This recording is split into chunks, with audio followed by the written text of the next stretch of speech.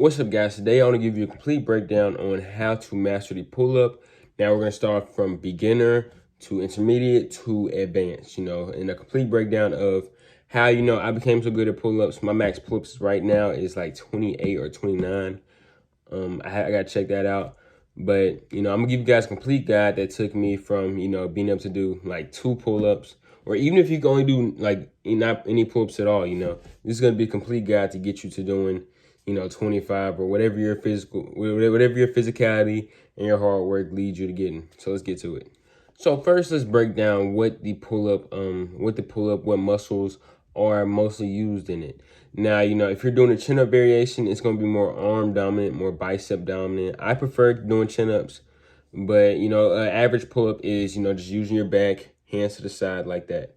Now, when you're doing a pull-up, you're using your back muscles, you're using your forearms, and that all coincides with it. A lot of people, they could do a lot more pull-ups than they know they can, but their grip isn't strong enough to sustain that sort of grip to keep going. So it's a lot of aspects more than just training your back. So for my first beginners, so people who can't do any pull-ups at all, I suggest that you try scapular pull-ups. Scapular pull-ups start off at a dead hang, when you're just hanging and you're just contracting and retracting your scapula. Now, I'll show you guys a video. You guys see me demonstrating it right there. And next, also, along with scapular pull-ups are dead hangs. Dead hangs are just you hang on to the bar, holding the bar. Now, this is one of my favorites because it gives you a mean forearm pump. And, this is what's really going to help you in calisthenics in general. Your hands have to be really strong. Every calisthenic movement you do, it originates from the hands. Your hands are the main point of contact with you and the earth or whatever you're, holding on to. And a few other accessory muscles for the pull-up that might help you as well for a beginner is side planks and inverted pull-ups if you have something that you can do inverted pull-up on. Inverted pull-up is basically when you get some sort of lower bar or even lower rings and you're pulling yourself up, feet on the ground. It's very simple, very effective too. I still, to this day, after every back workout, every pull-up workout, I burn out with those or dead hangs.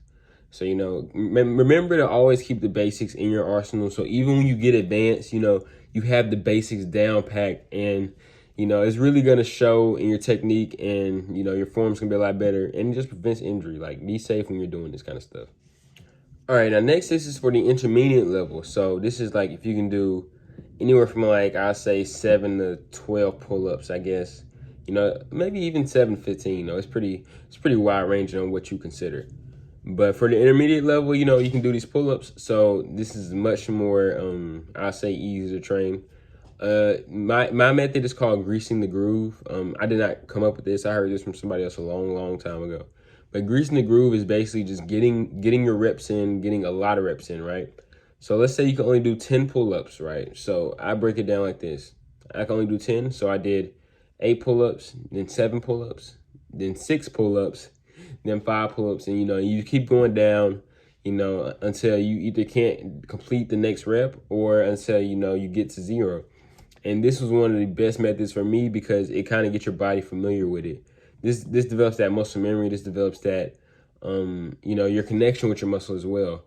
The more you do it, the better you can feel. You can literally feel the contractions in your back or your forearms. For me personally, I realize the more I do it, the better I can feel the muscle contracting. And it really just, goes a long way. So greasing the groove is a number one thing for those intermediate guys right there. Just get those reps in. Don't be lazy. It's going to take time. You can't rush the process, though. You got to keep grinding. You got to embrace that grind. You know what I'm saying? And another thing that you want to add on if you're intermediate is, having those holds in. So do a pull-up hold as long as you can. You have head bangers where you're doing a chin-up and you're bringing your head back and forth. And that's one of the great ones for me personally. That's always my favorite one. It's up there. But those static holds are up there. Do those static holds as well. For me in the beginning, I aim for like 20 seconds of holding it at the top. And then, to this point now, I coach like 60. I need to test that out. I'm going to test it out while I'm shooting this video. That's probably going to be my B-roll footage. That's what you guys going to be seeing while I'm talking right here. But, do those static holds. Really get a feel for it. Chin up and pull up. I do chin up just because, you know, I want my arms to be bigger, or like, you know, that's more of a weak point for me in the beginning in my intermediate level. But now I'm pretty solid. But next, let's go to advanced. And the advanced is like one arm pull up level, 20 plus pull ups type stuff right there. So, you know, this is going to be a lot more high level. Okay, advanced is where I feel like I recently probably only been advanced for like a year and a half, maybe like a year. I give it a year at most. But for me, you know, advanced focuses where getting that one arm pull up. That's my biggest thing. Now, I suggest that you guys use weighted pull ups as the best, like in terms of getting more strength in it. I guess muscle ups too. I've never really liked muscle ups too much. I can do them, but it's just never been my thing like that. But the one arm pull up is insane, and weighted pull ups are the best for that.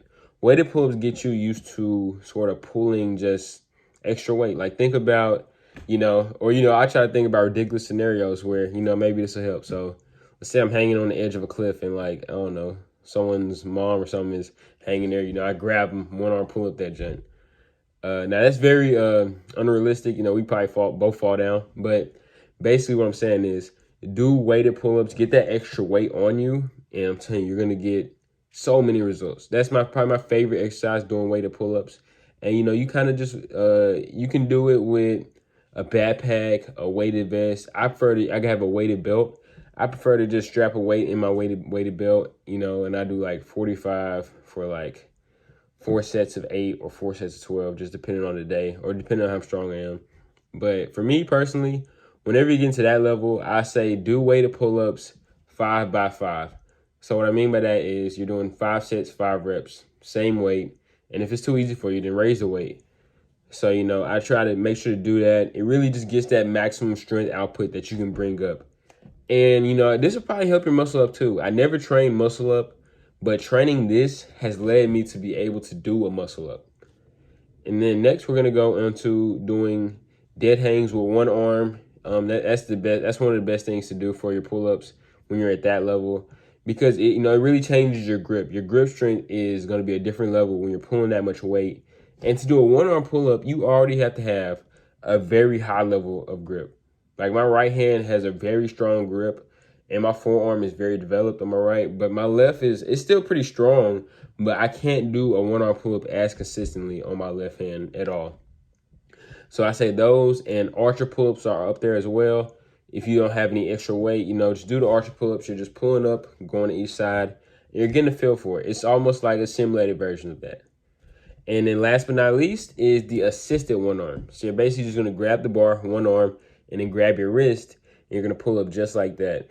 Now, this sort of gets you used to the sensation of pulling yourself up one arm. And, you know, just really building that muscle, really building that strength to be able to bring yourself up like that, you know. But it takes time to get to this level, and don't rush the process. Don't be, you know, discouraged that you can't get a one-arm pull-up in a year. You just got to be willing to stick to the process, stick to the grind, and stay focused on whatever goal you're trying to achieve, especially in fitness and calisthenics. Don't be discouraged by, you know, looking bad or failing, because that's part of the process. Like, you guys got to embrace that. As a person who wants to do better in certain things, you know, you got to embrace the grind. At least that's my motto. All right, guys, in the video, I hope you enjoyed it. Leave a like down below if you did, and comment down below what you want to see next. I'm trying to get more into, you know, speaking more in my videos and getting more out there. You know, I got a little allergies right now. That's why my voice sounds a little bit weird. But, you know, I want to provide you guys with value. And, you know, that's what I feel like I'm put here to do, at least for now, while I'm this young, you know. Why not help you guys level up yourself and your fitness and your health? That's the most important thing. But that's it, guys. I'll see y'all next time, and stay tuned.